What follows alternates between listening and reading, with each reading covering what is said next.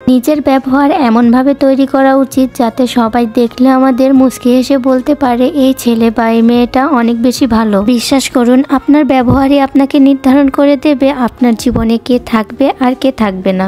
একজন ব্যক্তির ব্যবহার তার ব্যক্তিত্বকে প্রতিফলিত করে। তবে আমাদের চারিপাশে যেসব ঘটনা প্রতিনিয়ত ঘটে যাচ্ছে, এগুলো দেখেই মনে হচ্ছে মানুষের ব্যক্তিত্বটা কোথায় গিয়ে পৌঁছেছে। এখন তো কোনো মানুষের সাথে কথা বলতে গেলেও অনেকটা ভেবেচিন্তে কথা বলতে হয় আমাদের। হ্যালো এভরিওয়ান, সবাই কেমন আছেন? আশা করছি সবাই ভালো আছেন। আলহামদুলিল্লাহ, আমিও ভালো আছি। সকালে ঘুম থেকে উঠে আমি একটু ফোন ঘাটাঘাটি করছিলাম। এই সময় আমার সামনে দুইটা ভিডিও চলে আসে, আর সেই ভিডিওগুলো দেখে আমার মনের মধ্যে অনেক বেশি কষ্ট লাগলো। আমি তো ভেবেই পাচ্ছি না আমাদের এই পৃথিবীর মানুষের ব্যক্তিত্বটা কোথায় গিয়ে পৌঁছেছে। এখন দেখছি রাস্তাঘাটে, ঘরে বাইরে কোথাও মানুষের শান্তি নেই। যদি আপনি নিজের পরিবারের সাথেও থাকেন, তবুও দেখা যাচ্ছে তাদের কোনো নিরাপত্তাই থাকছে না। চারিপাশে এসব ঘটনা দেখে নিজেকে তো অনেক বেশি ভয় লাগছিল। কি আর করার, নিজেকে শক্ত করতে হবে, নিজেকে বুঝাতে হবে পৃথিবী হচ্ছে একটা আয়নার মতো। তুমি সবার সাথে যেমন ব্যবহার করবে, একটা সময় পরে ঠিক তুমি সেই ব্যবহারটাই ফিরে পাবে। যাই হোক, অনেক কথাই বলে ফেললাম, তবে এগুলো ঘটনা বাস্তব জীবন থেকেই দেখে বললাম। আর এইদিকে আজকে আমাদের জমি থেকে আলু উঠানো হবে, তাই তো সবাই সকাল সকাল কাজে চলে এসেছে।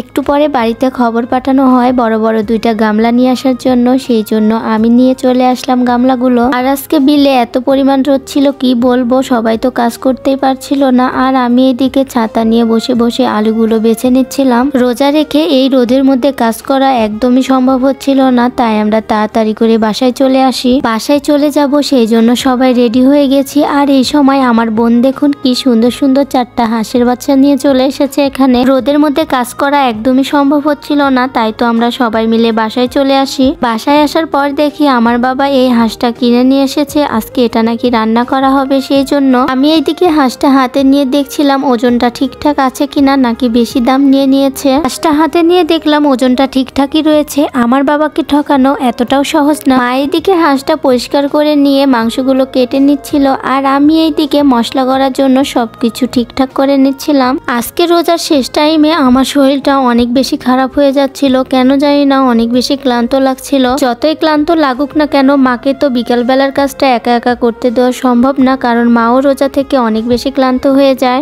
এই জন্য মাকে আমি হাতে হাতে হেল্প করে দিচ্ছিলাম। আর মা এইদিকে রান্না করতে শুরু করে দিয়েছে। আজকে আমার ওপরে আবারও মাংস রান্নার দায়িত্বটা পড়তো, তবে অনেক বেশি ক্লান্ত থাকার কারণে মা বলল আমি নিজেই রান্না করছি, তুমি বসে থাকো। মাঝে মধ্যে মাকে নিয়ে অনেক কিছু ভাবি, মা এত কিছু কাজ কি করেই বা পারে একা একা। আমি একটু ক্লান্ত হয়ে গেলেই কোনো কাজ করতে পারি না, তবে মা ক্লান্ত হওয়ার পরেও কিভাবে যে করে এই কাজগুলো আমি সেটাই ভাবতে পারি না।